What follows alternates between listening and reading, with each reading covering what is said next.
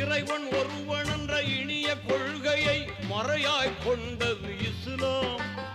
இறைவன் ஒருவன் என்ற இனிய கொள்கையை மறையாய் கொண்டது இஸ்லாம். முறையாய் மனிதர்களை ஓர்